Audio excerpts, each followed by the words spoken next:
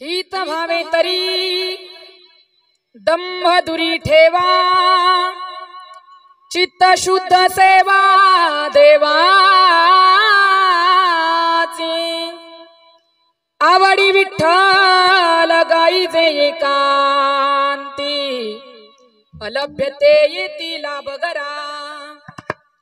आणि का अंतरी न घ्यावी वसती, करावी ही शांती वासनेची। आवडी विठ्ठल गाईचे एकांती, अलभ्यते येती लाभ गरा। तुका म्हणे बाण, तुका म्हणे बाण हाची निर्वाणीचा, वावू गे ही वाचा वेचून।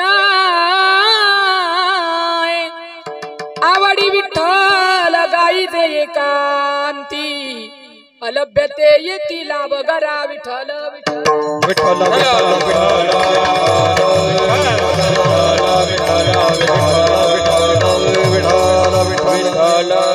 जयांचे केले स्मरण, होय सकल विद्येचे अधिकरण।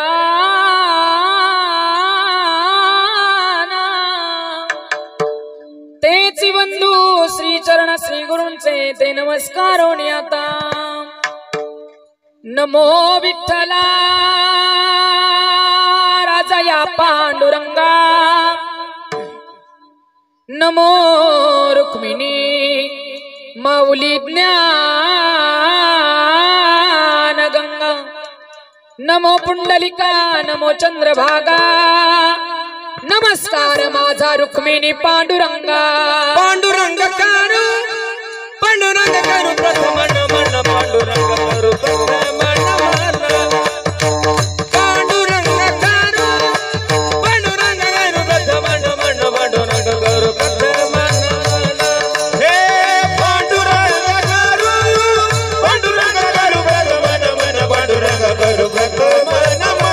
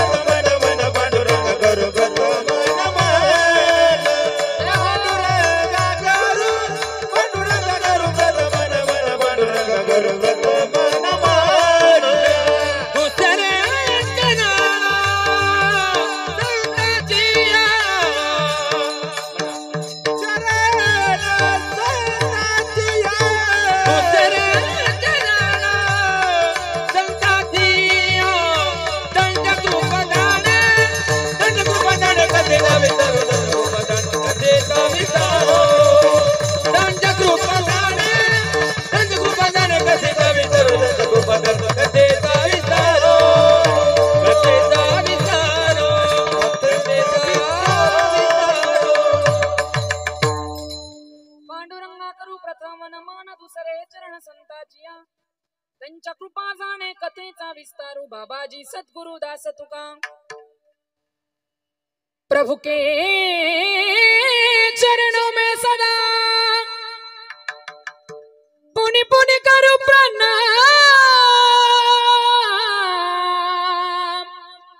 ऐसी माया तारी रे मेरे प्रियतम शाह।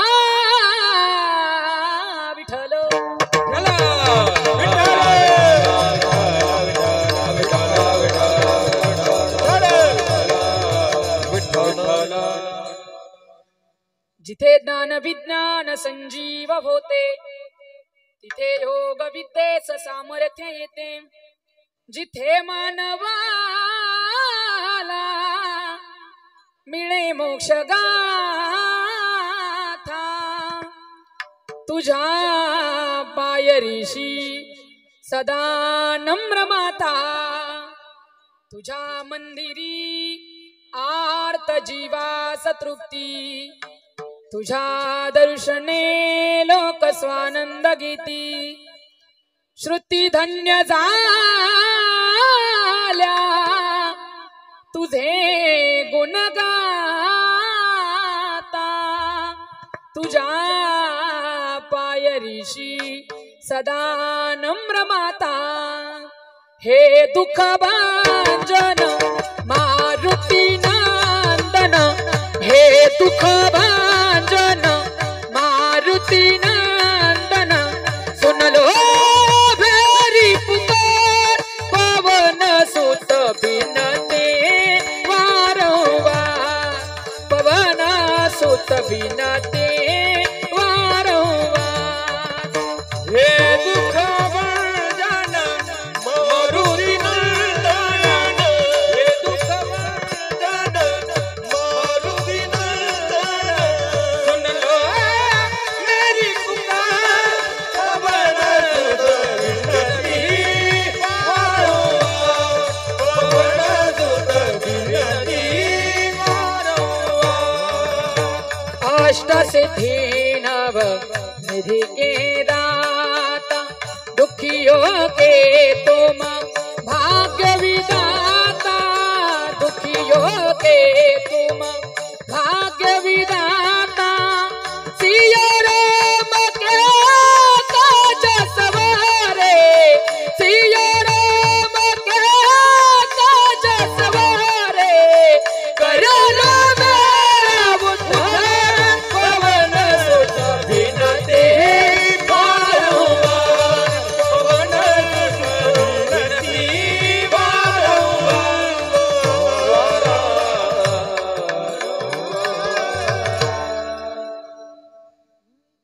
नमो ज्ञानेश्वरा निवृत्ती उदारा सोपान देवा मुक्ताबाई नमो त्रिभुवन पावनी अद्यत्रय जननी देवाची पंढरीच्या देवराया पंढरीच्या देवराया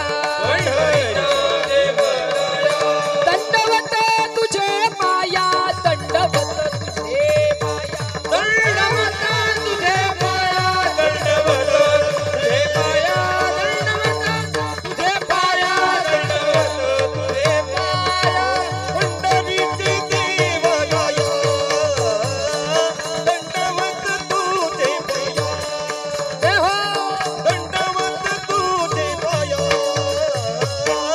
दंडवत पंढरीच्या देवराया दंडवत तुझे पाया दंडवत तुझे पाया तुझे पाया दंडवत तुझे पाया पंढरीच्या देवराया दंडवत तुझे पाया सेवे लागी सेवक झालो लागलो तुमच्या निज चरणा अहो स्वामी तुकया देवा यावरी न करावा अवहेरू हित भावे तरी दंभ दुरी ठेवा चित्त शुद्ध सेवा देवाची आवडी विठ्ठल गाई जे एकांती अलभ्यते येतीला बगरा प्रस्तुत कीर्तनरूपी सेवे करता निवडलेला अभंग जगद्गुरु जगत वंदनीय चैतन्य भूषण पाषांड दूषण कथामृत अषण जिजाऊ रमण देहूचे सुप्रसिद्ध साधू जगद्गुरु तुकोबाराय यांचा 4 चरणाचा आणि मृत्यू लोकात जन्माला आलेल्या जीवाला हित करण्याकरता सांगणारा मार्ग या अभंगातून तुकोबाराय तुम्हाला मला सांगतात विठ्ठल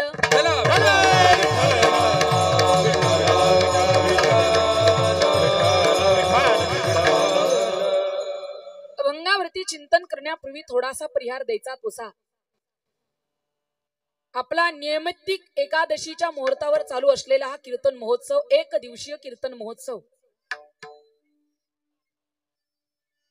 शिर्डी माझे पंढरपूर नाही का साई बाबा रमावर असा या शिर्डीचा महात्मा आणि त्यांच्या या पावन भूमीमध्ये तुम्हाला आम्हाला सगळ्याला ही सेवा करण्याची संधी मिळते आदरणीय गुरुवर्य काशिकानंद गिरीजी बाबा यांच्या माध्यमातून लावलेलं हे छोटंसं रोपट पण क्षणाक्षणामध्ये दिवसेंदिवस ते वाढत चाललं आणि त्यांच्या पाठोपाठ आमचे आदरणीय विजूभाऊ यांनी आपल्या शिर्डीमध्ये पारमार्थिक कार्य घडावं याच्याकरता चालू केलेलं आहे छोटस रोपटं आता मोठं मोठं होत चाललं आणि भाऊंच्या माध्यमातून आणि समस्त शिर्डीकर मंडळीच्या माध्यमातून चालू असलेला आपला एक दिवसीय एकादशीच्या मुहूर्तावरील कीर्तन महोत्सव. पण आज विशेष काहीतरी कार्यक्रम आहे. आदरणीय या ठिकाणी ज्यांच्या सेवा निवृत्ती निमित्त चालू असलेला आपला हा महोत्सव आपण एकादशीच्या महोत्सवावरतीच आपण चालू केला. आदरणीय ज्यांनी साईबाबाच्या मंदिरामध्ये अतिशय आपल्या जीवनातलं योगदान आणि बाबांकरता आपलं जीवन जिजवलं असे बाबा त्या ठिकाणी श्री उल्हास अनंतराव वाळुंजकर गुरुजी ज्यांनी साईबाबाची अतिशय आतोनात सेवा केली आणि त्यांच्या सेवा निवृत्ती निमित्त आपण हा कार्यक्रम आयोजित केला. त्यांनी सुद्धा याच्यात योगदान घातलं आणि एकादशीच्या मुहूर्तावर त्यांनी अतिशय चांगल्या पद्धतीनं आपले नातेवाईक समस्त ग्रामस्थ मंडळींना बोलवून हा एकादशीच्या मुहूर्तावर कार्यक्रम ठरवण्यात आला. विठ्ठल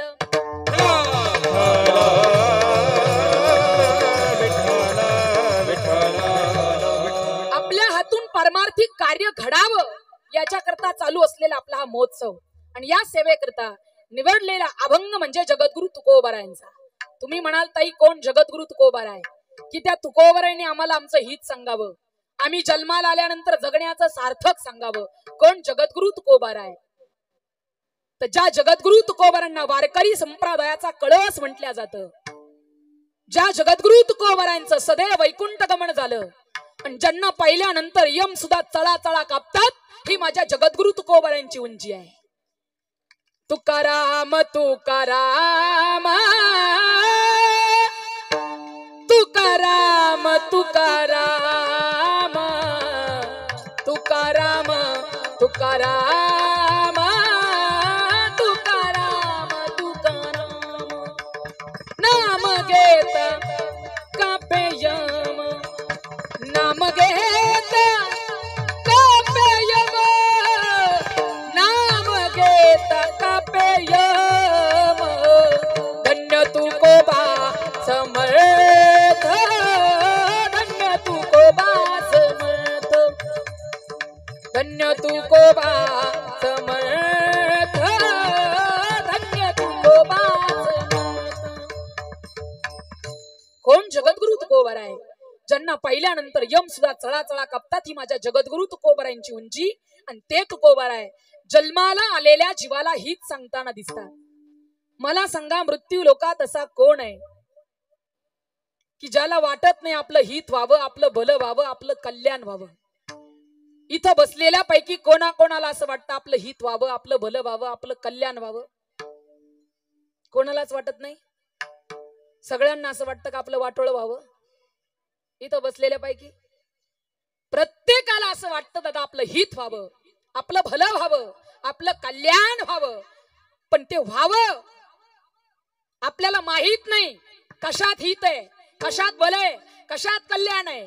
मग माहित करून घ्यायचं असेल तर ज्या साधू संतांनी आपलं हित करून घेतलं जगण्याचं भलं करून घेतलं अशा साधू संतांना शरण जाणं महत्वाचं आहे. साधू संतांना शरण गेल्यानंतर आमचं हितच होईल का ताई. तुमच्यातले काही लोक प्रश्न करू लागले साधू संतांना आम्ही शरण गेलो तर आमचं हितच होईल का. त्याला साधू संतांचं म्हणणं आहे साधू संत या मृत्यू लोकांमध्ये जगाच्या हिताकरताच आलेली आहेत दादा. शोधोनी आले संत शोधोनी आले संत शोधोनी आले संत संत शोधोनी आले संत शोधोनी आले संत शोधोनी आले संत शोधोनी आले संत शोधोनी आले संत. हिता हिता जगाचे हिता हिता जगाचे हिता हिता जगाचे शोधोनी आले संत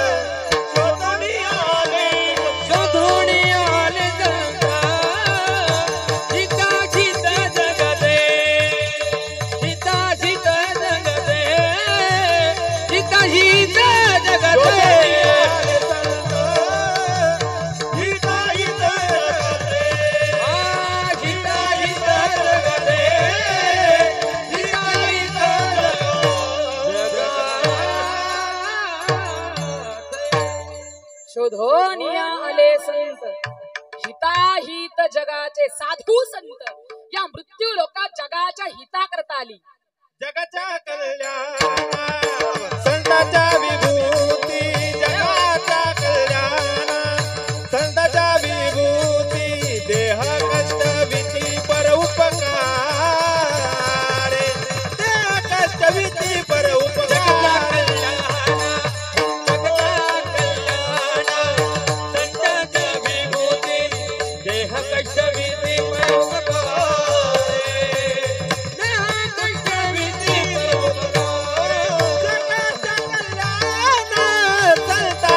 विभूती देह कष्टविधी पर उपकारे हे जगाच्या कल्याणा संतांच्या विभूती जगाच्या कल्याणा संतांच्या विभूती देह कष्टविधी पर उपकारे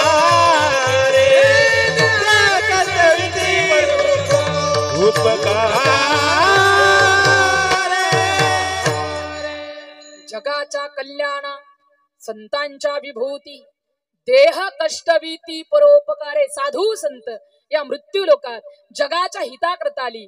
त्यांच्यावर अविश्वास दाखवू नका. दादा विश्वासाशिवाय ज्ञान नाही, ज्ञानाशिवाय भगवत प्राप्ती नाही. गीता स्वतः सांगते आपल्याला श्रद्धा वल्लभते ज्ञानम तत्परासयतेंद्रिया ज्ञानम लब्धा परा शांतीम मचिरेनाधी गच्छती आणि विश्वास तो करी स्वामी वरी सत्ता. साधू संत म्हणतात आम्ही जर त्या संतांवर विश्वास ठेवतो मग तुमचा का नसावा. संताची ये पायी हा माझा विश्वास सर्व भावे दास झालो त्यांचा. पण दास तरी का झालो कारण त्याची माझे हित करी ती सकळ जेणे हा गोपाळ कृपा करी. साधू संतांनी आपल्यावर कृपा करणं याच्यातच आपलं हित लपलेलं आहे. मग साधू संत जर आपल्याला हित सांगत असतील तर आपण त्यांच्यावर अविश्वास दाखवू नका. कारण हित ते करावे देवाचे चिंतन करो नियमन एकविध. तुम्हाला हित करायचं असेल तर चित्त शुद्ध अंतःकरणानं भगवंताची भक्ती करा. आवडीनं प्रेमानं भगवंताची भक्ती करा. जीवन जगता हित करायचं असेल तर जीवनातला अहंकार बाजूला ठेवा. आवडीनं प्रेमानं जगाच्या मालकाचं भजन अंतःकरणात ठेवा. आलभ्य गोष्टी घरात घर चालत येतील. जगताना मृत्यू लोकात ज्या दिवशी आलभ्य गोष्टी आपल्या घरात घर चालत येतात आपल्या वासनेची शांती झाल्याशिवाय राहत नाही. आणि तुकोबारे म्हणतात एखादा भक्त भक्ती करतोय आवडीनं प्रेमानं जीवनात हित करून घेतोय अहंकार बाजूला ठेवतोय आणि चित्त शुद्ध अंतःकरणानं जगाच्या मालकाची भक्ती करतो. आणि तुम्ही जर त्याला नाव ठेवत असाल तर एक लक्षात असू द्या तुका म्हणे बाण हाची निर्वाणीचा वाहू गेही वाचा वेचू नये. उगाच तुमची वाचा व्यर्थ शिणू नका बडबड करू नका. तुकोबाराय म्हणतात उगाची वाचेने बडबड व्यर्थ करू नका. एखादा भक्त भक्ती करतो त्याला भक्ती करू द्या. हा झाला अभंगाचा सरळ सरळ भावार्थ. तुम्हाला आता झोपायला अजिबात हरकत.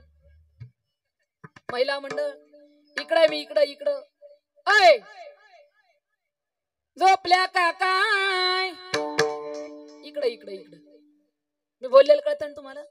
आपल्याला हित करायचं असेल तर साधू संतांवर विश्वास ठेवल्यानंतर आपलं भलं होईल याच्यात नवल नाही. एखादा साधा सर्वसामान्य माणूस असू द्या त्याच्यावर जरी आपण विश्वास ठेवला तर आपलं भलं होतं.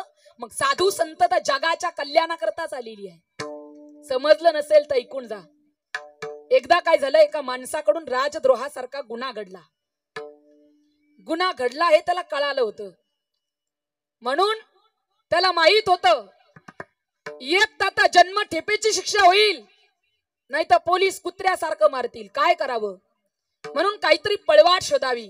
एका वकील साहेबांकडे गेला आणि वकील साहेबांना म्हणू लागला वकील साहेब माझ्या हातून राजद्रोहासारखा गुन्हा घडलाय.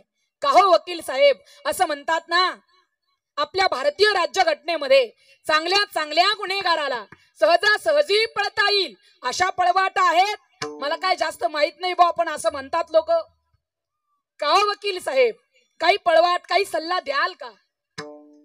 वकील साहेब म्हणतात लेका तुला काय मी एखादा साधू वाटलो का फुकट सल्ला द्यायला. तुला आधी माझी फीस द्यावी लागेल. ज्या दिवशी फीस देशील त्याच वेळेला मी तुला सल्ला देईल. राजद्रोहासारखा गुन्हा घडलेल्या व्यक्तीनं वकील साहेबाला आवाज दिला, का हो वकील साहेब, किती फी द्यावी लागेल? वकील साहेब म्हणतात 25,000 रुपये द्यावे लागतील. यानं सांगितलं, साहेब 25 नाही 50 देईन, पण मी निर्दोष मुक्त झालो पाहिजे. किती किती म्हणा 50,000. कुठं तुम्हाला घरातून द्यायची? 50,000 रुपये द्यावे लागतील म्हटल्यानंतर यानं सांगितलं, वकील साहेब देईल मी 50,000, पण तुम्हाला फीज मी निर्दोष मुक्त झाल्यावरच मिळेल, नाही तर माझेच पैसे घ्याल आणि माझ्याच केसवर आयुष्यभर जगाल. कारण आता काही काही केसेस अशा पाहायला मिळतात, बाप त्याच केसवर जगला, मुलगा त्याच केसवर जगला, आणि आता नातू सुद्धा. इथं कोणी वकील असेल तर मी त्यांच्याबद्दल बोलत नाही बरं का, मी आमच्या तिकडचं सांगते. विठ्ठल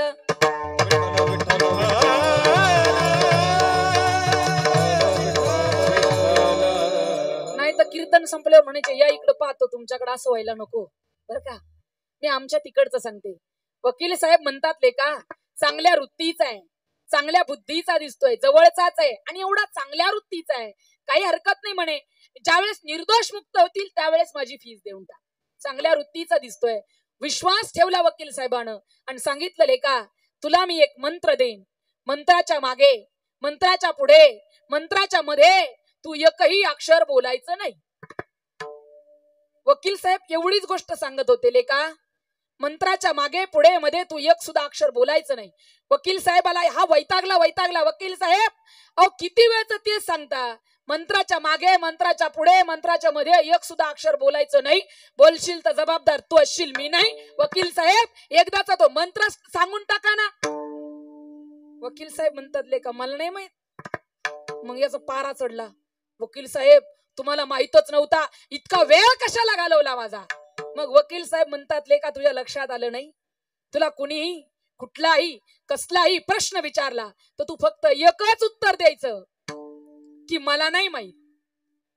आता केस कोर्टात गेली, विरोधी पक्षाचे वकील उठून उभे राहिले आणि प्रश्न केला, का रे लेका तुझ्या हातून राजद्रोहासारखा गुन्हा घडलाय का? यानं सांगितलं, मला नाही माहित. वकील साहेब म्हटले, लेका गुन्हा केला असशील तर कबूल करून टाक, शिक्षा कमी होईल, पोलिसाचा मार कमी खावा लागेल. हा म्हणतो, मला नाही माहित. जज साहेब म्हणतात, लेका गुन्हा केला असशील तर कबुली देऊन टाक, पोलिसाचा मार खावा नाही लागायचा, शिक्षा कमी होईल. हा म्हणतो, मला नाही माहित. मग याचा वकील उठून उभा राहतो. वकील साहेब, जज साहेब, या माणसाला कुणीही कुठलाही कसलाही प्रश्न विचारू द्या, तो एकच उत्तर देतो, मला नाही माहित. याचा अर्थ या माणसाला वेड लागलेला आहे. आणि वेड्या माणसाला म्हणजे यांना नाही बरं का, या माणसाला वेड लागलेला आहे आणि वेड्या माणसाला राजद्रोहाचा गुन्हा माफ आहे. निर्दोष मुक्त झाला, पठ्ठ्या घरी आला आणि फॅनची हवा खात बसला होता. इतक्यात वकील साहेब अर्धा किलो पेड्याचा पुडा घेऊन आले. सांगितलं, लेका पोलिसाचा मार खावा लागला नाही, तुझी शिक्षा कमी झाली, एवढंच नाही तू निर्दोष मुक्त झाला, आता माझी फीस देऊन टाक. हा म्हणतो, मला नाही माहित.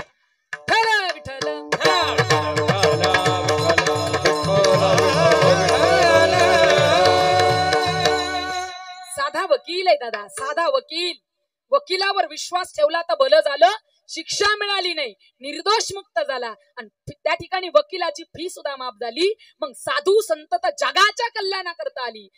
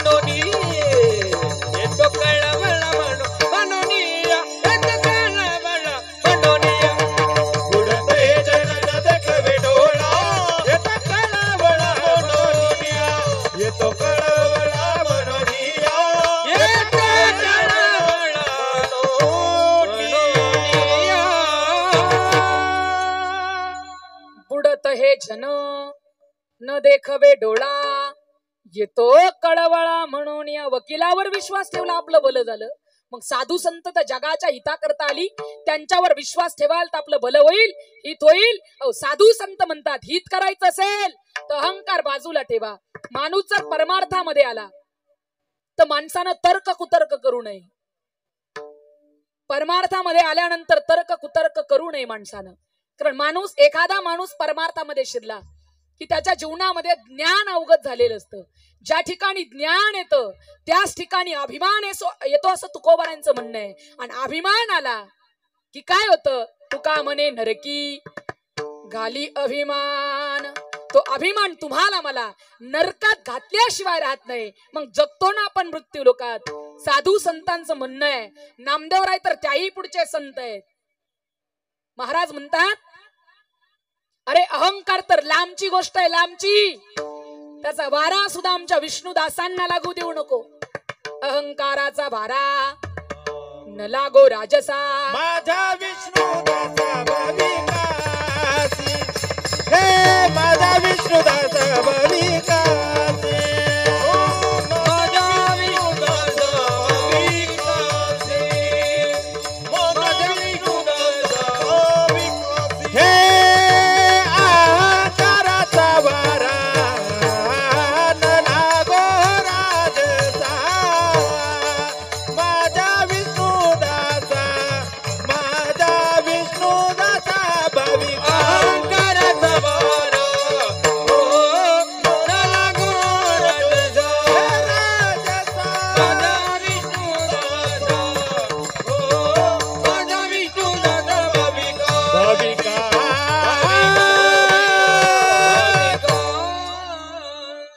अहंकाराचा वारा न लागो राजसा.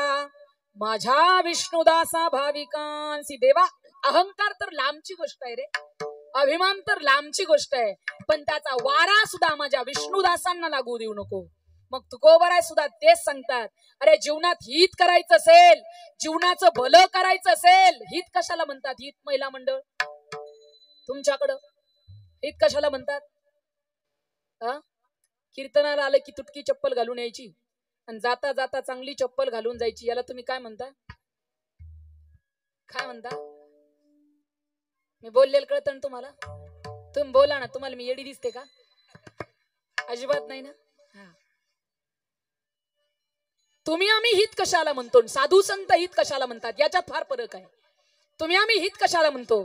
शेजारची बाई गावाला गेली असली तर तिच्या शेतात जायचं, तिच्या शेतातल्या वांगे मिरच्या तोडून घेऊन यायच्या आणि आपल्या घरी येऊन स्वयंपाक बनवायचा. काय म्हणता तुम्ही याला? शेजारची बाई गावाला गेली असेल, तिच्या गाई कालचं शेण उचलून आणायचं, आपल्या दारात सारून घ्यायचं, याला काय म्हणता तुम्ही? काय म्हणता? महिला मंडळ बोलता बोलता सहज म्हणतात, बाई आपल्या गावातली सुमनबाई खूप हिताची ना. कशाला म्हणतात हित? इथं कोणी नाही ना सुमनबाई. तुमचं नाही सांगत बरं का मी. विठ्ठल विठ्ठल.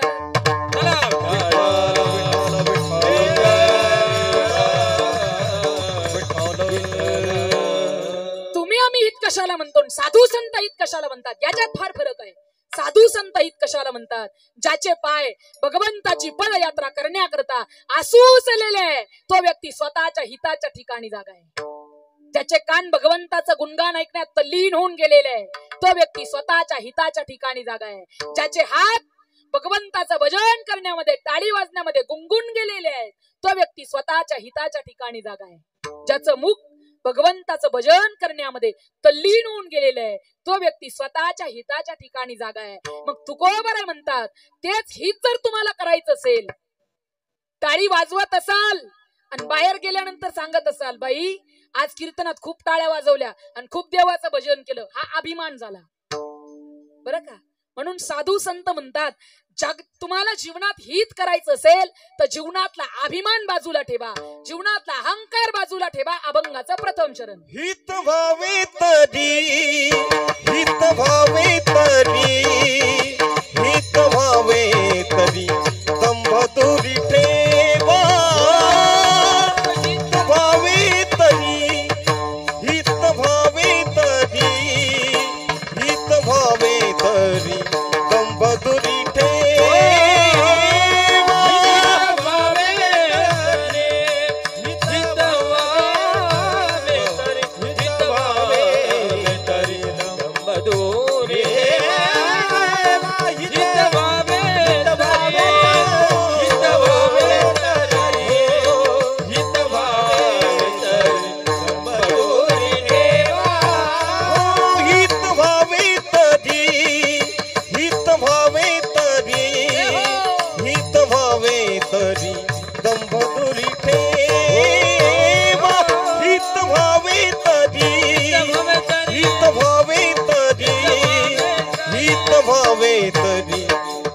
दुरी ठेवा हित व्हावे तरी हित व्हावे तरी हित व्हावे तरी दंब दुरी ठेवा हित व्हावे तरी हित व्हावे तरी हित व्हावे तरी दंब दुरी ठेवा शुद्धी सेवा देवाची शुद्धी सेवा देवाची हो आवडी विठ्ठल आवडी विठ्ठल आवडी विठ्ठल गायीचे एकांती आवडी विठ्ठल आवडी विठ्ठल आवडी विठ्ठल गायीचे एकांती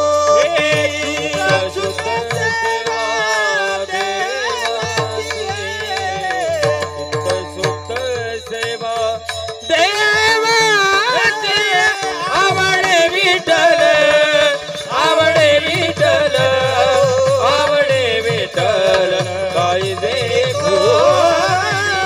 आवडे विठ्ठल आवडे विठ्ठल आवडे विठ्ठल गायीचे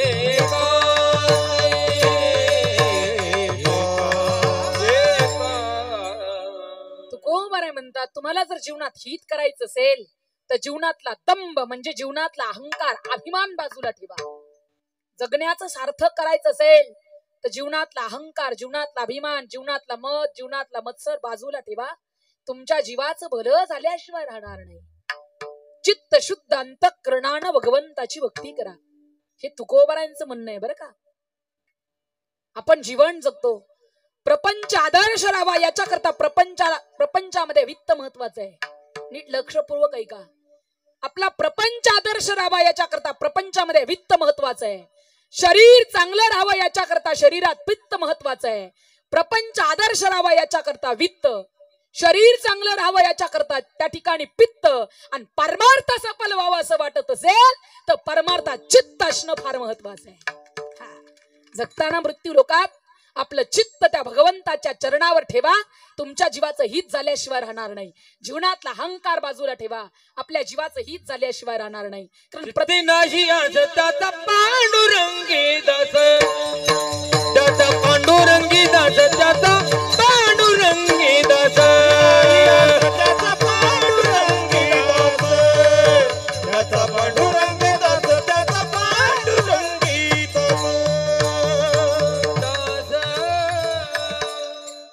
चित्ती नाही आस त्याचा पांडुरंग दास. नाही का ज्याच्या जीवनातलं चित्त जगाच्या मालकाच्या पायावर आहे त्याच्या जीवाचं हित झाल्याशिवाय राहत नाही.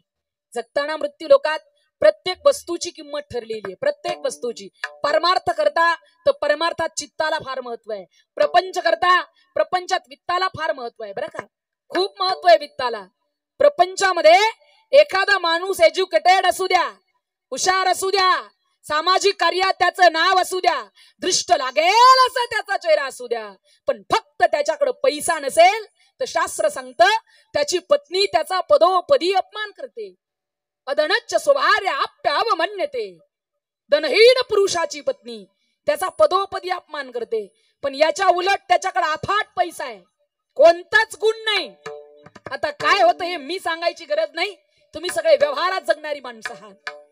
पैसा नसेल तर बायको किंमत देत नाही. कारण या मृत्यू लोकात धनवंतालाच किंमत दिली जाते. धनवंताला गी सर्व मान्यता आहे जगी सर्व मान्यता आहे जगी सर्व मान्यता आहे जगी धनवंताला गी सर्व मान्यता आहे जगी सर्व मान्यता आहे जगी सर्व मान्यता आहे जगी. प्रत्येक वस्तूला किंमत ठरलेली आहे. प्रपंच करताय तुम्ही पैसा कमावता इथपर्यंत मान्य आहे. पण ज्या दिवशी आपण प्रपंचामध्ये महिन्याला 10,000 कमवत असाल तर त्याच्यातलं 1,000 त्याच्यातले 100 त्याच्यातले 200 तरी धर्माच्या कार्याकरता लागले पाहिजे. आणि जर तुम्ही दान धर्म करत नसाल तर एक लक्षात असू द्या आपल्या मी म्हणेल तिजोरीत किलोने काय तोळ्याने काय क्विंटलने सोनं असावं, लाखाने काय कोटीनं पैसा असावा, पण त्याच्यातला थोडासा दान धर्म आपण करावा. आणि जर करत नसाल तर सांगू तुम्हाला, ते धन जळेल तरी किंवा बुडेल तरी. माझ्या पदरचं बोलणार नाही. लंकेत भरपूर सोनं होतं, संस्कृती राहिली नाही, धर्म टिकला नाही, म्हणून लंका जळाली. द्वारकेत भरपूर सोनं होतं, पण संस्कृती राहिली नाही, म्हणून द्वारका बुडाली. जीवन जगतो, प्रपंच करतो, वित्ताला महत्व प्रपंचात आहे, पण दान धर्माला सुद्धा महत्व ज्या त्या ठिकाणी दिलेलं आहे. धर्माच्या कार्याकरता आपल्या तिजोरीतला पैसा लागत असेल तर तो पैसा दुप्पट झाल्याशिवाय राहत नाही. विठ्ठल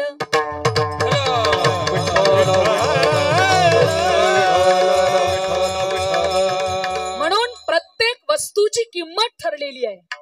तुम्ही जर एखाद्या दिवशी बाजारात गेलात, 50 रुपयाची भाजी खरेदी केली आणि भाजीवाल्या आजीला सांगू लागले, आजी देतो बर का पैसे. भाजी पिशवीत घातली, खिशात हात घातला, पण हात खिशातला बाहेर आला तो रिकामाच बाहेर आला.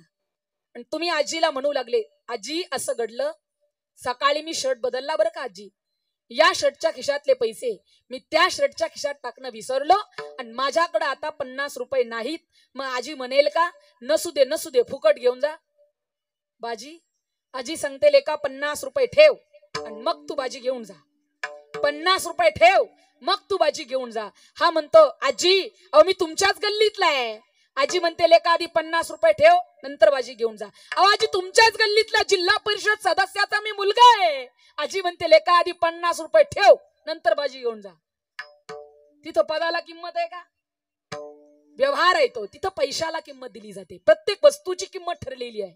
तो म्हणतो, आजी हे बघा, माझ्याकडे आता काय 50 रुपये नाही, मी त्या 50 रुपयाच्या बदल्यात तुम्हाला हरिपाठ म्हणून दाखवतो. आजी म्हणते, पळ. अहो हरिपाठाला बाजारात किंमत नाही, परमार्थात किंमत आहे. प्रत्येक वस्तूची किंमत ठरलेली आहे.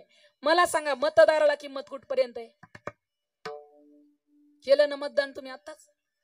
कुठपर्यंत? मतदान होईपर्यंत. भारत माझा देश आहे आणि सर्व भारतीय माझे मतदानापुरते बांधव आहे, नाही का? बरं जाऊ द्या, कीर्तनकाराला कुठपर्यंत किंमत दिली जाते? कीर्तनकाराला बोला ना, तुम्ही बोला ना. तुमचा माझा काही बांधाला बांध नाही ना, मग बोला. कीर्तनकाराला कुठपर्यंत किंमत दिली जाते? कीर्तन कीर्तन होईपर्यंत. कीर्तन होईपर्यंत म्हणतात.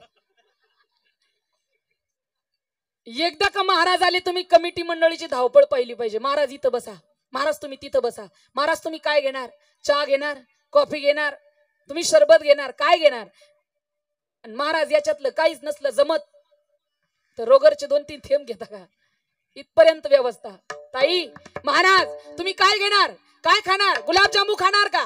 बासुंदी खाणार का? जिलेबी खाणार का?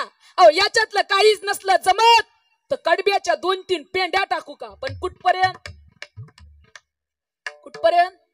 कीर्तन होईपर्यंत. एकदा का कीर्तन झालं, नारळन पाकिट महाराजाच्या हवाली केलं की मग महाराज जाता जाता घरी गेला का एखाद्या पुलात गेला याचाही विचार कोणी करत? जोपर्यंत श्रोता मंडपात बसलेला आहे तोपर्यंत वक्त्याला किंमत आहे. म्हणजे प्रत्येक वस्तूची किंमत ठरलेली आहे. गेलात बसमध्ये, तिथं कंडक्टरला किंमत आहे. गेलात दवाखान्यात, तिथं डॉक्टरला किंमत आहे. प्रत्येक वस्तूची किंमत ठरलेली आहे. तसं परमार्थ करता तर परमार्थामध्ये या चित्ताला महत्व आहे. आणि चित्त शुद्ध अंतःकरणानं जगाच्या मालकाची तुम्ही भक्ती करत असाल तर ती भक्ती देवाला आवडते आणि भगवान परमात्मा तुमचं माझं हित करतो. जीवनातला अहंकार बाजूला ठेवून भक्ती करा. जगाचा मालक तुमची माझी भक्ती पाहिल आणि आपल्या जीवनाचं भलं केल्याशिवाय राहणार नाही. विठ्ठल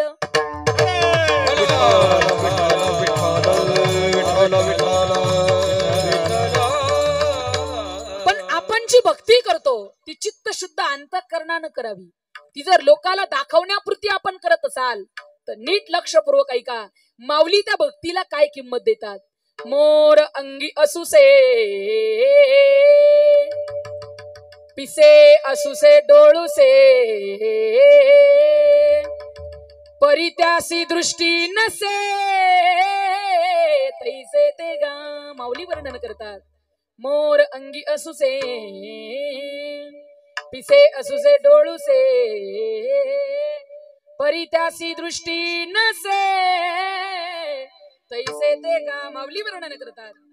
मोराच्या पाठीमागच्या पिसावर जो डोळा आहे, तुम्ही आम्ही मनुष्य त्याला डोळा म्हणतोही. हा मोराच्या पिसावरचा तुम्ही बोला ना. आमच्याकडे लेकर 1-1.5 वर्षाचे झाले की लगेच बोलतात. तुम्ही एवढाले झाले.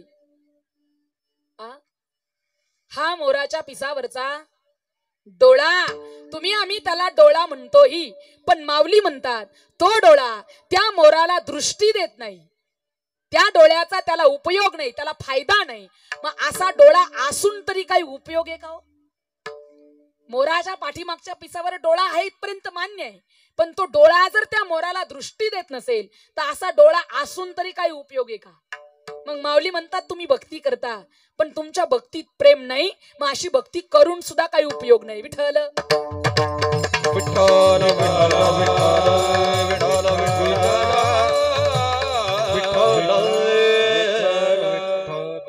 तुमच्या भक्तीत आवड नाही तर ती भक्ती देवाला आवडत नाही. का स्तन झाले गळा शिळीये जैसे. शिळीच्या गळ्याला काही स्तन नसतात आणि पाठीमाग काही स्तन नसतात. मला सांगा महिला मंडळ, शिळीच्या गळ्याचे स्तन दूध देतात की पाठीमागचे? पाठीमागचे. मग शिळीच्या गळ्याला ते स्तन असून काही उपयोग आहेत का? माऊली म्हणतात ते जर आपल्याला दूध देत नसतील तर त्या स्तनाचा आपल्याला काही उपयोग फायदा नसेल तर ते स्तन असून सुद्धा काही उपयोग नाही. त्याही पुढे महत्वाचं सांगितलं माऊलीनं. साबरीवाडी नल्या सरळा, साबरीवाडी नल्या सरळा, वरी फळ ना अंतु पोकळा, वरी फळ ना अंतु पोकळा, कास्त न झाले गळा, कास्त न झाले गळा, शेळिये जैसे, शेळिये जैसे, साबरीवाडी नल्या सरळा, साबरीवाडी नल्या सरळा, साबरीवाडी नल्या सरळा, साबरीवाडी नल्या सरळा. या मृत्यू लोकामध्ये असं एक झाड आहे जे उंच वाढतं, त्याला फळही येत नाही, फुलंही येत नाही, त्याच्या सावलीखाली तुम्हाला आणि मला बसता येत नाही. व्यवहारात त्याला तुम्ही आम्ही अशोकाचं किंवा अंजनाचं झाड म्हणतो. तुमच्याकडे कशाचं म्हणतात पुरुष मंडळी? कशाचं? अशोकाचं. उंच वाढणारं झाड. पण माऊली म्हणतात ते झाड आपल्याला सावली देत नाही, त्याला फळही येत नाही, फुलंही येत नाही, त्याच्या सावलीखाली तुम्हाला आणि मला बसताही येत नाही. मग असं झाड या मृत्यू लोकात असून काही उपयोग आहे का महाराज? ते झाड जर आपल्याला सावली देत नसेल, फळ देत नसेल, फुल देत नसेल तर असं झाड या मृत्यू लोकात असून काही उपयोग नाही. म्हणून माऊली म्हणतात तुम्ही भक्ती करता, मग तुमच्या भक्तीला मोराच्या डोळ्याची किंमत मिळू नये, तुमच्या भक्तीला शेळीच्या गळ्याच्या स्तनाची किंमत मिळू नये, तुमच्या भक्तीला त्या उंच वाढणाऱ्या अशोकाच्या झाडाची किंमत मिळू नये असं वाटत असेल तर चित्त शुद्ध अंतःकरणानं भगवंताची भक्ती करा. विठ्ठल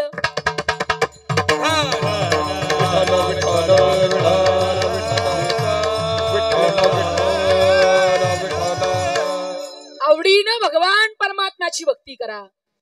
साधू संत म्हणतात आवडीनं प्रेमानं जर भगवंताची भक्ती केली तर अलभ्य गोष्टी तुमच्या घरात घर चालत आल्याशिवाय राहणार नाही. अभंगाचं दुसरं चरण. आवडी विठ्ठल गाई दे कांती, आवडी विठ्ठल गाई दे कांती, आवडी विठ्ठल गाई दे कांती, आवडी गाई दे कांती, आवडी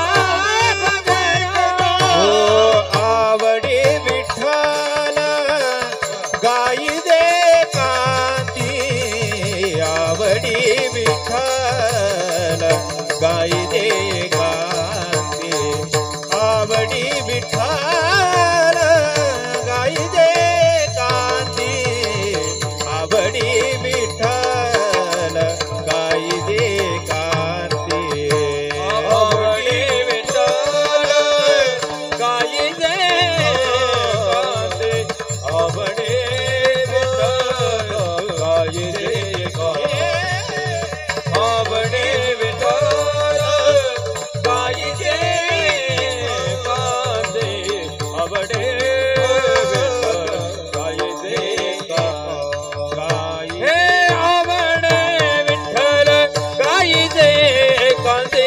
अलभ्यते लाभगरा अलभ्यते लाभगरा अलभ्यते लाभगरा आवडे विठ्ठल गाई दे कांती अलभ्यते लाभगरा हे अलभ्यते लाभगरा अलभ्यते लाभगरा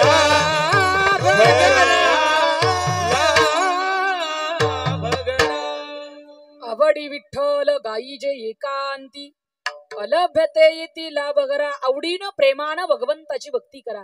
किती आवड असावी महिला मंडळ, किती आवड असावी सांगू तुम्हाला. आपल्या गावावरून शिर्डीवरून पंढरपूरला जायचं असेल तर एसटी बस महत्वाची, बरोबर ना. मी बोललेलं कळतं ना तुम्हाला.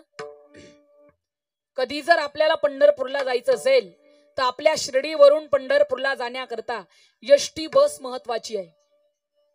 शिर्डीवरून निघालेली बस एसटी पंढरपुरात जाऊन पोहोचली, पण गेल्यानंतर एसटी कधी दर्शनाला जाते का हो तुमच्या गावची? एसटी कधी दर्शनाला जाते का? ज्या वेळेला शिर्डीवरून बस निघाली, एसटी निघाली, ती एसटी पंढरपुरामध्ये ज्या वेळेला जाऊन पोहोचते त्यावेळेला दर्शनाकरता जाण्याकरता एसटीत माणसं जितकी महत्वाची आहेत तितकीच महत्वाची तुमच्या माझ्या भक्तीमध्ये आवड आहे. विठ्ठल विठ्ठल विठ्ठल विठ्ठल.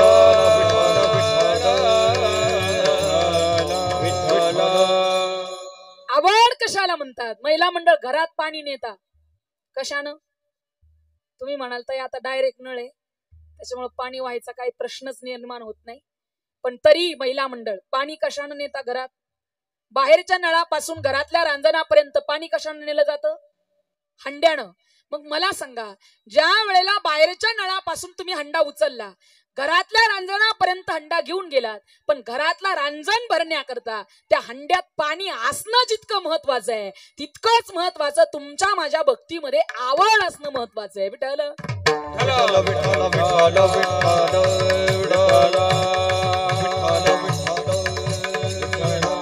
आवड कशाला म्हणतात? अंतःकरणात इतकी आवड असावी, इतकी आवड असावी. ज्यावेळेला भगतसिंगांना लोहारच्या जेलमध्ये टाकण्यात आलं, देशभक्तीची आवड आहे का? ज्यावेळेला भगतसिंगांना लोहारच्या जेलमध्ये टाकण्यात आलं, जन्मठेपेची शिक्षा देण्यात आली आणि आता ठरले की भगतसिंगांना फाशी होणार आहे. दिवस सुद्धा उगवला आणि सकाळच्या वेळेला भगतसिंग जोर काढत होते, व्यायाम करत होते. व्यायाम करणाऱ्या भगतसिंगाला जेलर साहेब तिकडून येत होते आणि भगतसिंगांना त्या ठिकाणी जेलर साहेबांना पाहिलं आणि आवाज दिला, ए भगत, अरे कशा करता हा व्यायाम करतोय? व्यायाम हा शरीर सुदृढ राहण्याकरता, चांगलं राहण्याकरता केला जातो. भगत, अरे एका तासानंतर तुला फाशी होणार आहे, हा व्यायाम कशा करता करतो? आवड आहे का?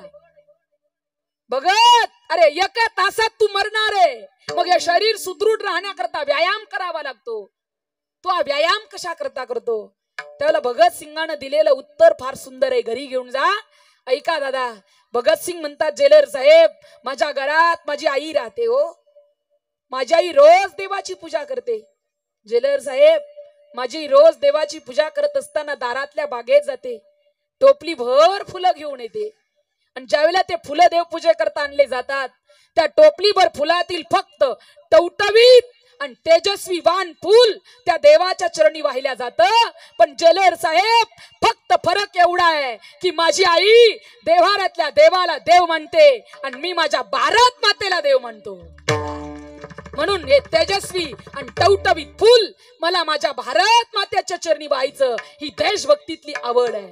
दिल दिया है जान भी देंगे हे वतन तेरे लिए.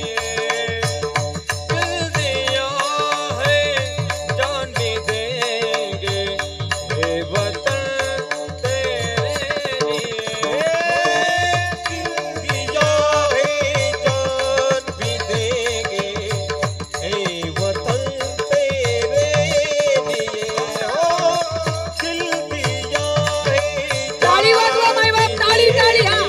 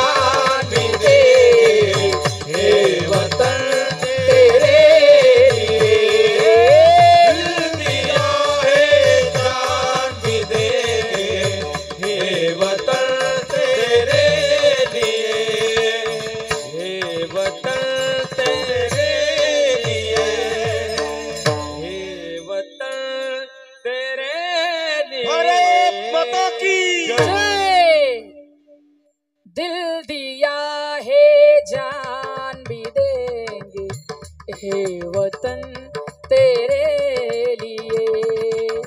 दिल दिया है जान भी देंगे हे वतन तेरे लिए.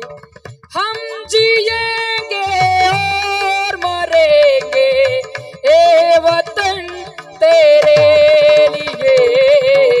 दिल दिया है जान भी देंगे हे वतन तेरे लिए.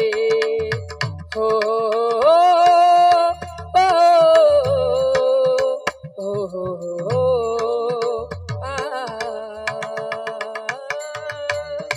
म्हणून हात जोडून सांगेल तुम्हाला, जीवन जगता कोणतीही गोष्ट करा. आवड म्हणजे काय, चित्त शुद्ध अंतःकरणानं सेवा म्हणजे काय. आपण जे काम करतो, आपल्याला जे काम नेमून दिलेलं आहे ते जर तुम्ही आवडीनं प्रेमानं करत असाल तर हीच देवाची भक्ती ठरते. विठ्ठल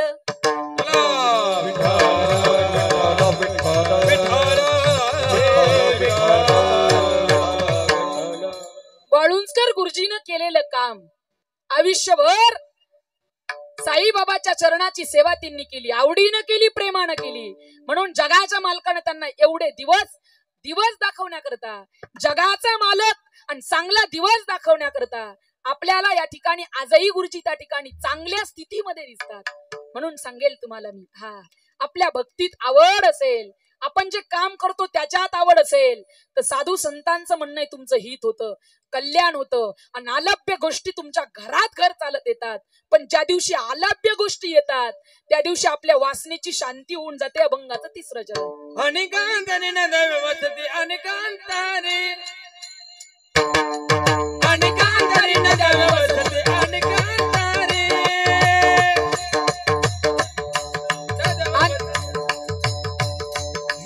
अनेकांतरी नद्यावी वसती अनेकांतरी नद्यावी वसती अनेकांतरी अनेकांताने नव्हे वसती अनेकांताने अनेकांताने नव्हे वसती अनेकांताने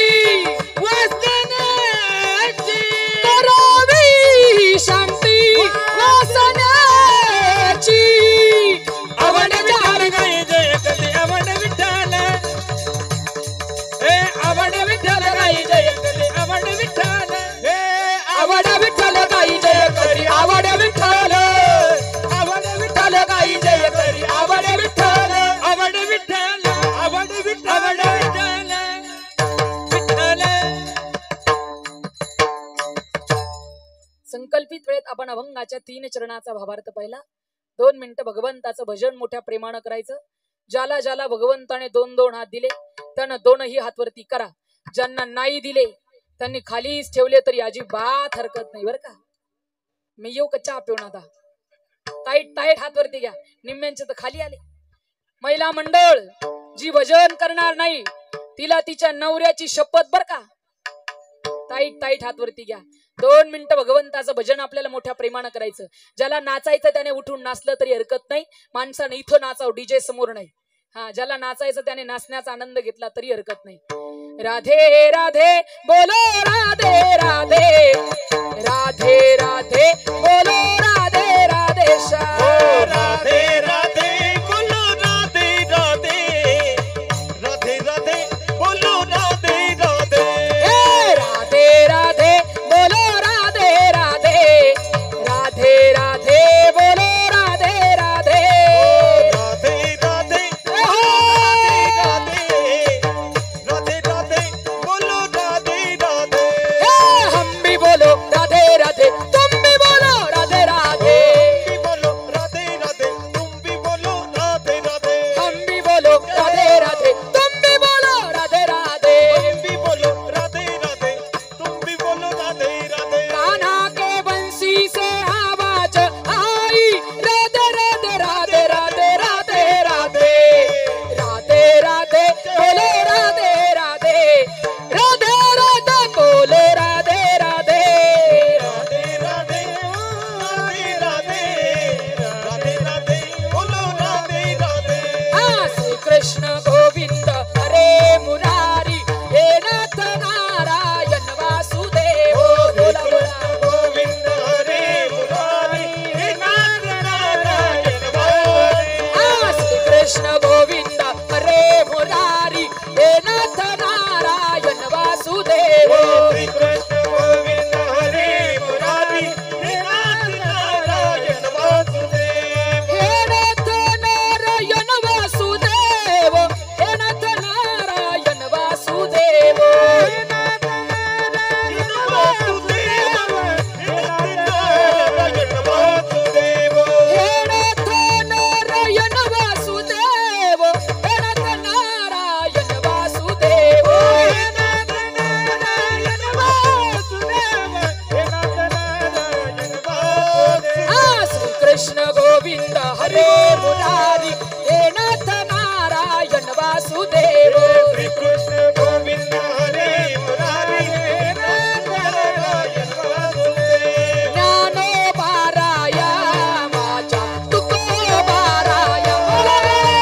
ज्ञानोबाराया माझ्या तुकोबाराया.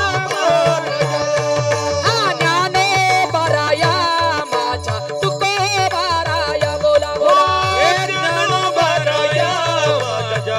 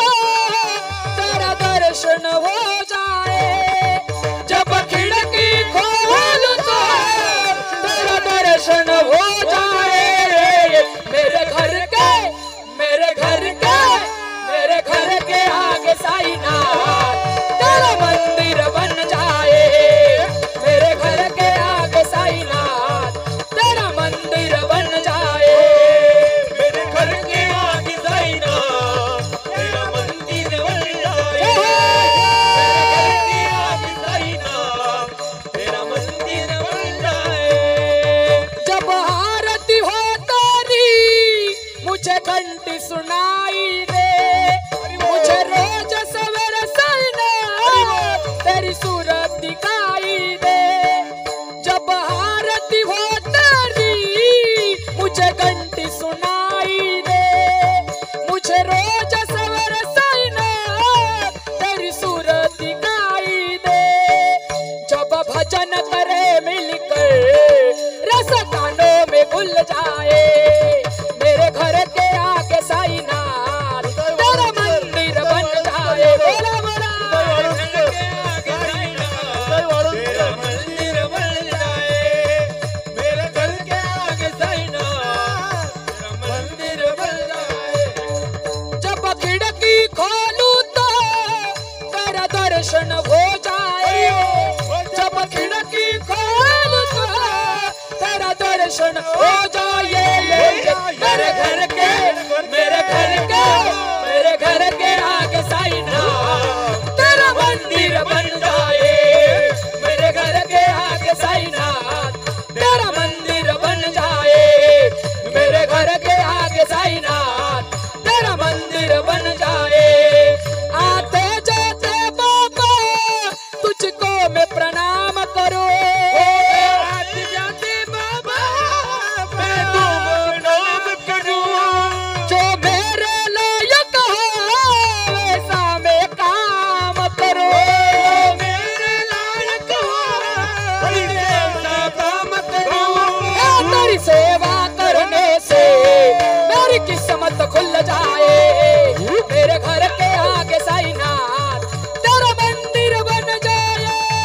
मेरे घर के आगे साईनाथ तेरा मंदिर बन जाए, मेरे घर के आगे साईनाथ तेरा मंदिर बन जाए। जब खिड़की खोलूं तो तेरा दर्शन हो जाए, जब खिड़की खोलूं तो तेरा दर्शन हो जाए। मेरे घर के आगे साईनाथ तेरा मंदिर बन जाए, मेरे घर के आगे साईनाथ तेरा मंदिर बन जाए, मेरे घर के आगे साईनाथ तेरा मंदिर बन जाए, तेरा मंदिर बन जाए, तेरा मंदिर बन जाए, तेरा मंदिर बन जाए। सच्चिदानंद सद्गुरु साईनाथ महाराज की जय।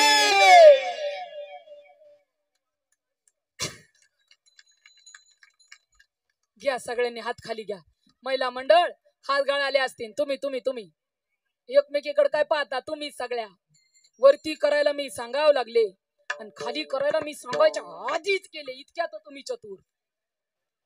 विठोबा रखुमाई हरी जय जय जय विठोबा रखुमाई, जय जय विठोबा रखुमाई। हरी जय जय जय, हरी जय जय जय विठोबा हरी विठोबा रखुमाई, विठोबा रखुमाई, विठोबा रखुमाई। हरी जय जय जय विठोबा रखुमाई, जय जय विठोबा रखुमाई, विठोबा रखुमाई, जय जय विठोबा। हरी जय जय जय जय जय जय जय जय जय विठोबा, विठोबा रखुमाई, जय जय विठोबा रखुमाई। हरी जय हरी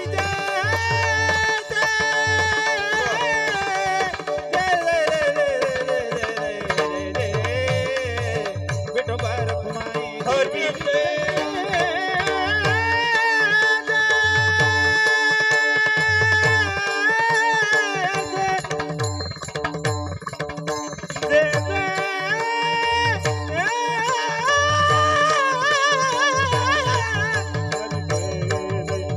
विठोबा रखुमाई, विठोबा रखुमाई, विठोबा रखुमाई, विठोबा रखुमाई, जय विठोबा रखुमाई, विठोबा रखुमाई, विठोबा रखुमाई, विठोबा रखुमाई, विठोबा रखुमाई।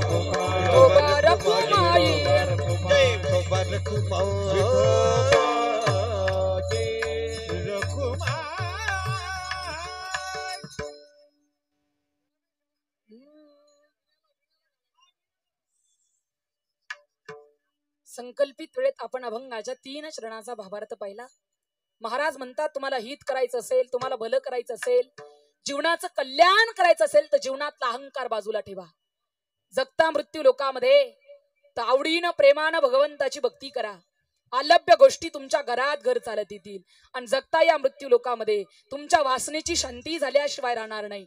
पण एखादा भक्त जर अशी भक्ती करतो आणि तुम्ही त्याला नाव ठेवता तर तुकोबाराय म्हणता उगाच व्यर्थ बडबड करू नका आणि तुमची वाचा व्यर्थ शिणू नका. अभंगाचा शेवटचा तुका मने बाण हात निर्वाणीचा, तुका मने बाण हाती निर्वाणीचा, मने बाण हात निर्वाणीचा, तुका मने बाण हाती निर्वाणीचा, तुका मने बाण हाती निर्वाणीचा, तुका मने बाण हाती निर्वाणीचा, तुका मने बाण हाती निर्वाणीचा, तुका मने बाण हाती निर्वाणीचा.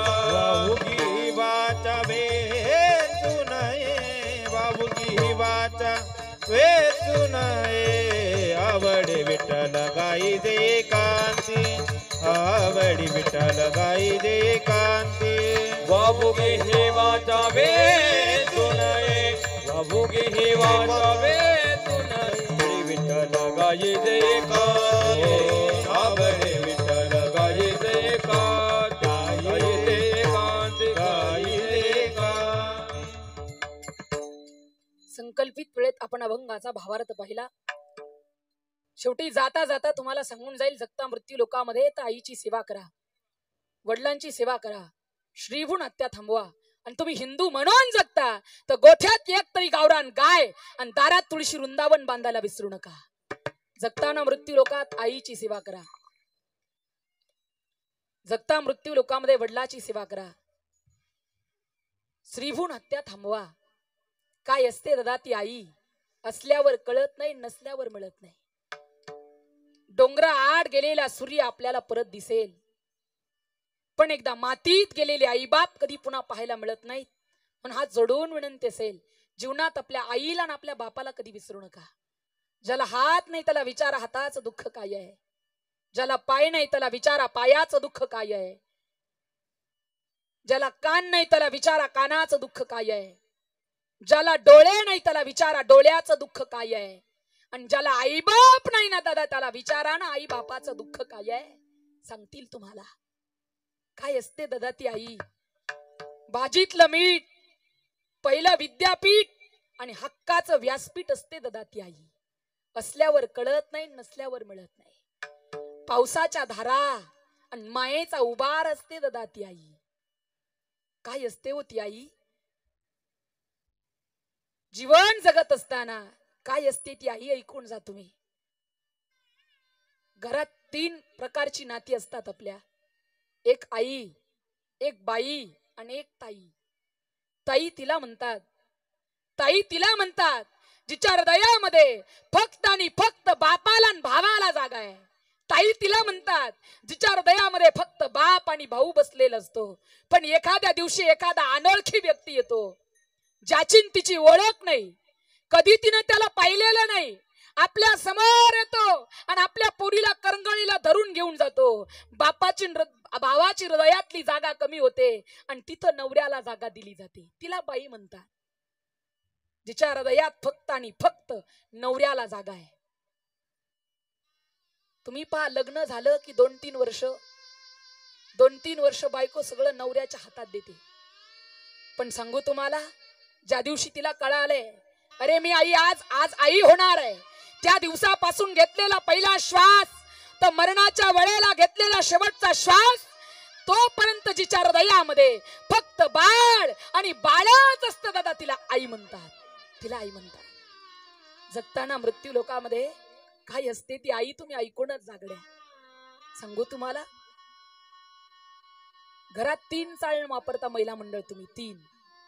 एक जाड असते जिनं गहू चाळता, एक थोडी तिच्यापेक्षा बारीक जिनं पीठ चाळता, आणि एक तिच्याही पेक्षा थोडी बारीक असते जिनं तुम्ही मैदा चाळता. पण तिनही चाळणीतून चाळावं, खाली जे शिल्लक राहतं ना त्या नात्याला आई म्हणतात. त्याला आई म्हणतात. त्या आईच्या आपल्यावरचे उपकार सांगू तुम्हाला. घरात 2-3 लेकरं असावी दादा. एक 10 वर्षाचं, एक 7 वर्षाचं, एक 4 वर्षाचं, असे 2-3 लेकरं असावीत. बापाची छाया नसावी घरामध्ये. आईनं रोज लोकांच्या बांधाला जावं, काबाड कष्ट करावे, हाडाचं काढ रक्ताचं पाणी करावं, आणि आपल्या 2 मुलांना पोट भरावं इतकं जेवण आईनं कमवावं, इतकंच कमवावं, रोज लोकांच्या बांधाला जावं. सांगू तुम्हाला आई काय असते ऐका तुम्ही.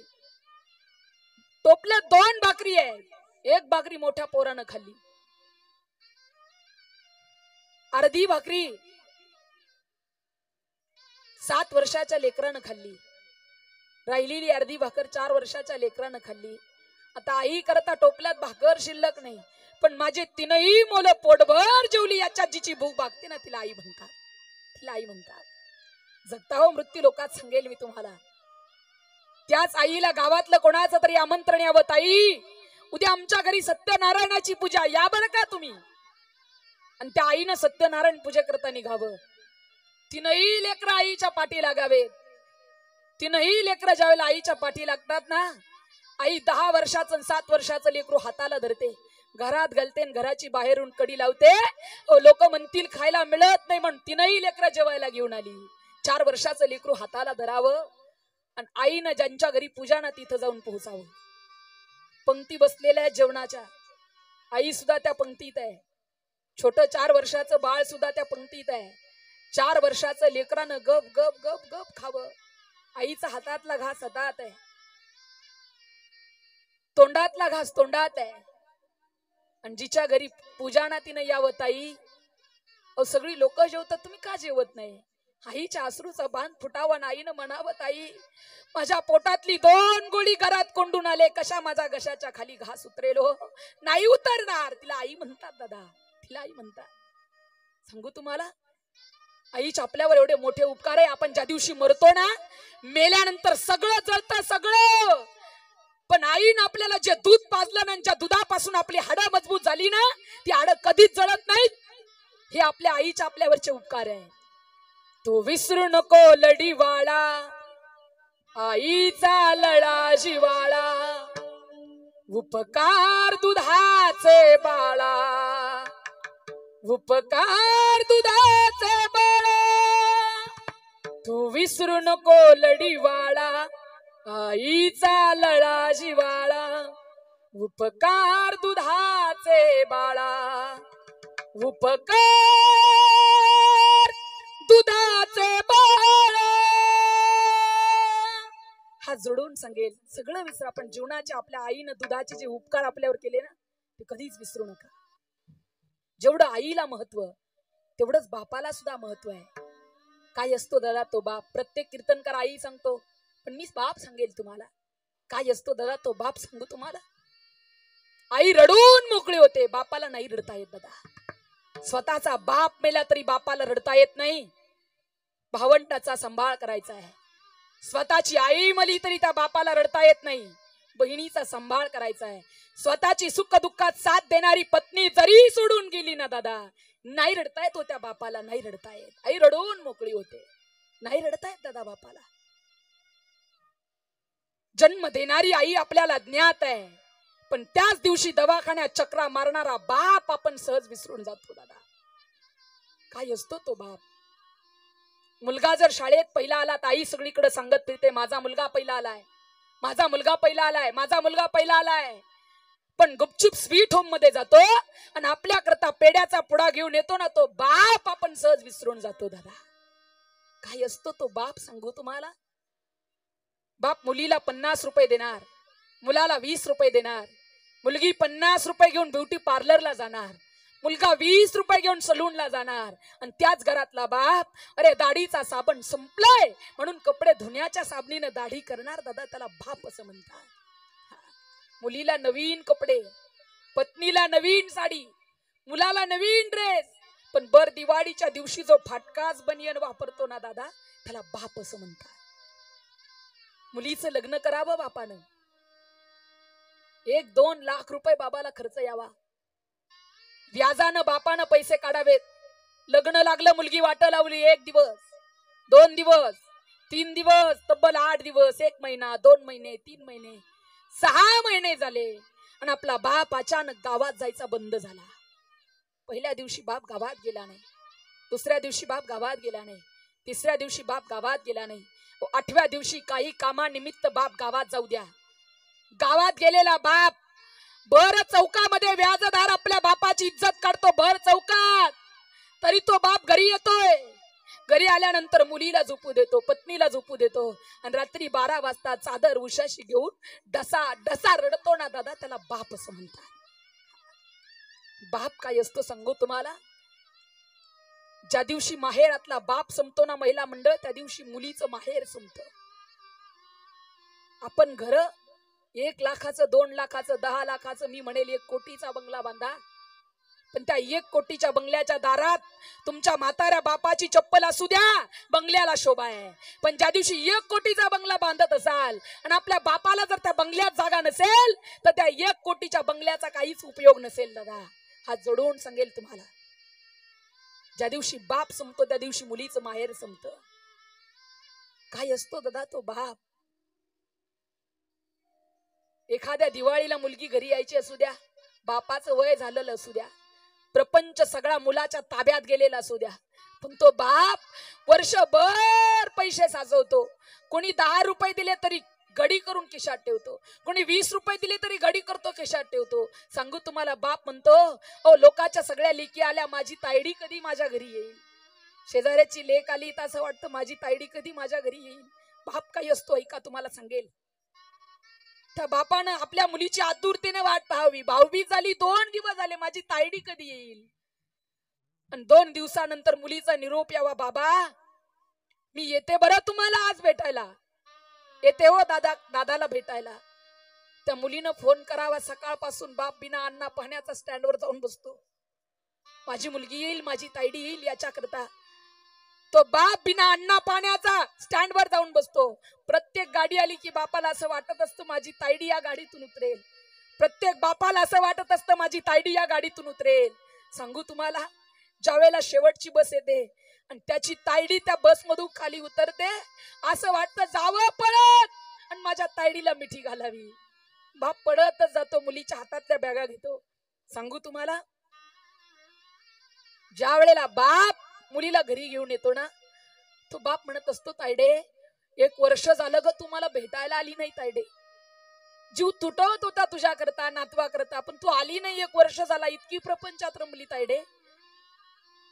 भावानं त्या बहिणीला 1000ची सोडून 2000ची साडी घ्यावी तरी बापाचं मन भागत नाही.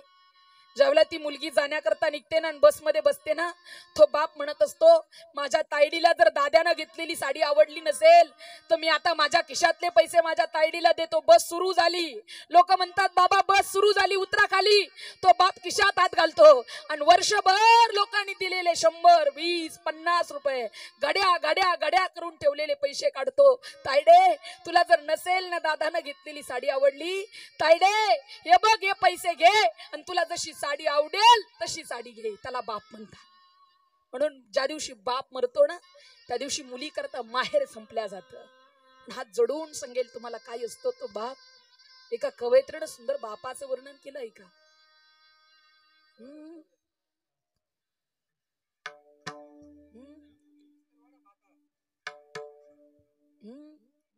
उरामंदी माया त्याच्या काळ्या मेघावानी,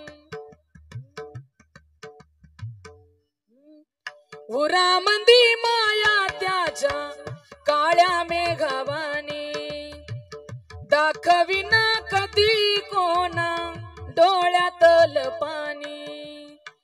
जिजू जिजू संसाराचा गाडा कला, वटामंदी हसू जरी कना वाकला.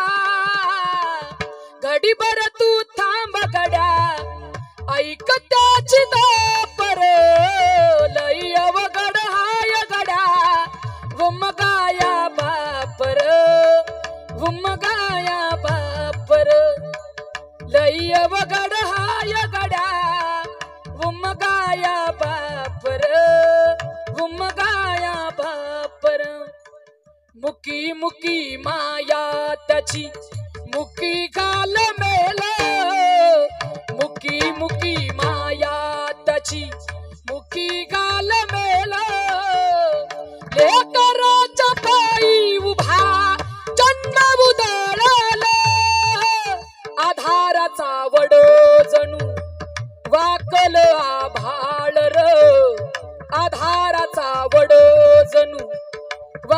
आलं आभाळ र त्याच्या इन पाचोळा जिन रानो माळ घडीभर तू थांब गड्या ऐक त्याची धापर घडीभर तू थांब गड्या ऐक त्याची धापर लई अवघड हाय गडा उमगाया बापर उमगाया बापर लई अवघड हाय गडा उमगाया बापर उमगाया बापर उमगाया बापर उमगाया बापर. पण हात जोडून विनंती असेल, जीवनात काही करता आलं तर करा, नाही तुम्हाला काही करता आलं तर करू नका, पण जीवनात आपल्या आईला आणि आपल्या बापाला कधी विसरू नका. जगता मृत्यू लोकात तर गो हत्या थांबवा. तुम्ही हिंदू म्हणून जगता तर आपल्या दारात एक तरी गावरान गाय पाळा. हात जोडून सांगेल तुम्हाला. आणि दारात पाळलेली गावरान गाय कधीच कसायला विकू नका, कधीच विकू नका. दादा सांगू तुम्हाला, कोणीतरी विचारलं त्या कसायला का हो ही गाय तुम्ही घेऊन जाता, काय करता या गायी बरोबर? तर समोरून आलेलं उत्तर आहे, ज्या वेळेला ही गाय कत्तलखान्यात नेली जाते, गरम पाण्याला उकळी आणल्या जाते आणि उकळी आलेलं पाणी जिवंत गायीच्या अंगावरती ओतल्या जातं जिवंतपणी. एखादा गरम पाण्याचा थेंब तुमच्या माझ्या अंगावर पडू द्या, जीवाची लाही लाही झाल्याशिवाय राहत नाही. पण ज्या वेळेला पाण्याला उकळी आणल्या जाते, जिवंत गायीला बांधल्या जातं आणि जिवंतपणी तिच्या अंगावरती उकळी आलेलं गरम पाणी ओतल्या जातं आणि जिवंतपणी तिच्या अंगावरचं कातड ओढून खेचून काढल्या जातं. विचारलं कोणीतरी का हो जिवंतपणीच तिच्या अंगावरचं कातड ओढता, मेल्यानंतर ओढत नाही का? कसायनं दिलेलं उत्तर आहे, ज्या वेळेला गाय मरते मेल्यानंतर जर तिच्या अंगावरचं कातड ओढलं तर ते मुलायम राहत नाही, म्हणून जिवंतपणीच तिच्या अंगावरचं कातड ओढून काढतात. काय हा भारत देश आहे ज्या विज्ञानानं शोध लावला, या विज्ञानानं चंद्रावर जायचा शोध लावला, या विज्ञानानं अखंड शोध लावले, पण अजून सुद्धा मेलेल्या गायीच्या अंगावरचं कातड मुलायम करण्याचा शोध लागला नाही. ही या भारत देशाची मोठी शोकांतिका आहे दादा, शोकांतिका आहे. आपण भारत देशात जगतो ना, हात जोडून सांगेल तुम्हाला, त्या गायी आईच्या डोळ्यातून अश्रू धारा वाहत असतात आणि ती गाय त्या ज्या मालकानं तिला कसायला विकलं ना त्याला प्रश्न करत असते, का रे लेका काय गुन्हा केला रे मी तुझा, तुम्हाला कसायला विकून टाकलं? अरे तुझ्या पत्नीला दूध नव्हतं, माझ्या दुधावर तुझी मुलं मोठी केली आणि मलाच कसायला विकून टाकलं. शाप देते ती गाय, आपल्याला शाप देते. म्हणून हात जोडून सांगेल, दारात मरू द्या तुम्हाला पुण्य लागेल, पण ती गाय जर तुम्ही कसायला विकत असाल तर हात जोडून विनंती असेल, आपल्याला गो हत्येचं पातक तुमच्या डोक्यावर बसल्याशिवाय राहणार नाही. हात जोडून विनंती, जगता मृत्यू लोकात स्त्रीभ्रूण हत्या थांबवा, जगता मृत्यू लोकात आईची बापाची सेवा करा. झालेली सेवा भगवान परमात्म्याच्या चरणी, तुम्हा जमलेल्या मायबाप शत्रुजनांच्या चरणी, माझ्या आई वडिलांच्या चरणी समर्पित आणि याच ठिकाणी सेवेला पूर्ण विराम. ज्ञानेश्वर माऊली, ज्ञानराज माऊली, ज्ञानेश्वर माऊली, ज्ञानेश्वर माऊली, ज्ञानराज माऊली, ज्ञानेश्वर माऊली, ज्ञानराज माऊली संकल्पित वेळेत आपण अभंगाचा भावार्थ पाहिला. जाता जाता 2-3 उपदेशही तुम्हाला सांगून गेले. आज या ठिकाणी ज्यांच्यामुळे येण्याचा योग आला असे आमचे आदरणीय विजूभाऊ असतील, त्याचबरोबर वाळुंजकर गुरुजी असतील, यांच्या सर्वांच्या माध्यमातून मला इथपर्यंत योग आला आणि तुमची सर्वांची सेवा करण्याची संधी मला मिळाली.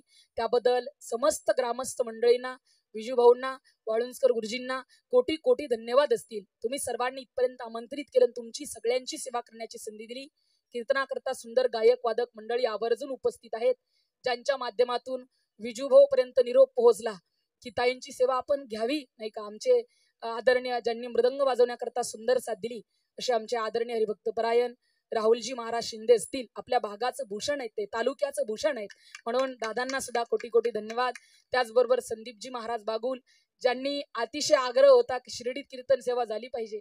2-3 वेळेपासून आग्रह होता, पण आमची सेवा खाली नव्हती, म्हणून भाऊंनी आणि आमच्या बागुल महाराजांनी मला इथपर्यंत बोलवलं, तुमची सर्वाची सेवा करण्याची संधी दिली. ज्यांनी गायनाकरता सुंदर साथ दिली असे आमचे आदरणीय संदीपजी महाराज बागुल, त्यांनाही कोटी कोटी धन्यवाद.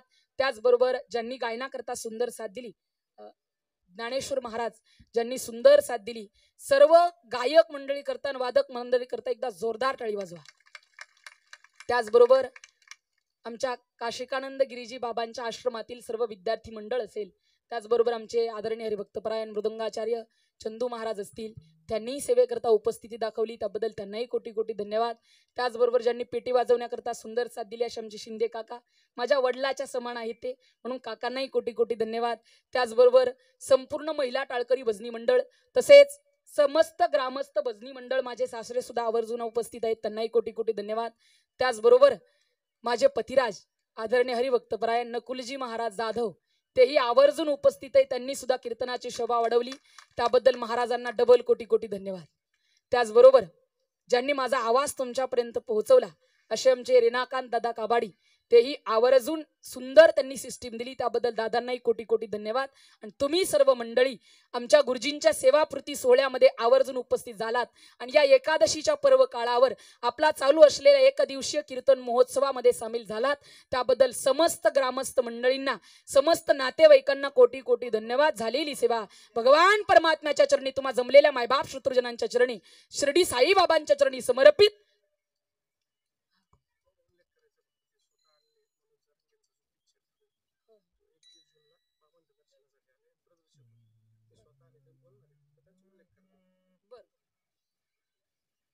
या ठिकाणी आदरणीय मनोजी जरांगे साहेब हे आपल्या मराठ्याकरता मराठे कोणाला म्हणतात एक सांगू का तुम्हाला? मराठे का म्हणतात असं? मराठे म्हणजे एक विशिष्ट जात नाही, नीट लक्षपूर्वक ऐका. मराठे का म्हणतात? जे मरणालाही माग हटवतात त्यांना मराठे म्हणतात. म्हणून ज्यांनी आपल्या प्राणाची सुद्धा बाजी लावली आपल्या मराठी धर्माकरता, म्हणून या ठिकाणी मनोज साहेब जरांगे पाटील यांच्या जीवन चरित्रावर एक पिक्चर या ठिकाणी आणि एक फिल्म या ठिकाणी आवर्जून काढण्यात आलेली आहे. संघर्ष योद्धा मनोज जरांगे पाटील, त्याचे निर्माते आहेत गोवर्धन दौलताडे असे, त्याच्याबरोबर सहनिर्माते आहेत जान्हवी मनोज तांबे, विठ्ठल अर्जुन पचपिंड, रामदास मेदगे, दत्तात्रय लोहकरे, कार्तिक दोलताडे आणि नर्मदा सिनेव्हिजन्स असे संपूर्ण मंडळ या ठिकाणी आवर्जून उपस्थित झालेले आहेत. ते आपल्याशी बोलणार आहेत, पण म्हणून ते सगळेजण या ठिकाणी साईबाबाच्या दर्शनाकरता आवर्जून उपस्थित झालेत, त्याबद्दल ज्यांनी साहेबांची प्रमुख भूमिका केलेली आहे असे आदरणीय रोहन पाटील, ते सुद्धा आवर्जून उपस्थित झालेले आहेत. एकदा टाळ्यांच्या गजरात त्यांचं स्वागत करा. कोटी कोटी धन्यवाद. तुम्ही आमच्या शिर्डी या ठिकाणी आलात आणि कार्यक्रमाची शोभा वाढवली, त्याबद्दल त्यांना सुद्धा कोटी कोटी धन्यवाद. सर्वांनी वरती या, एकदा जय विठ्ठल करून घेऊ, नंतर ते बोलतील. विठ्ठल जय जय. विठ्ठल जय जय.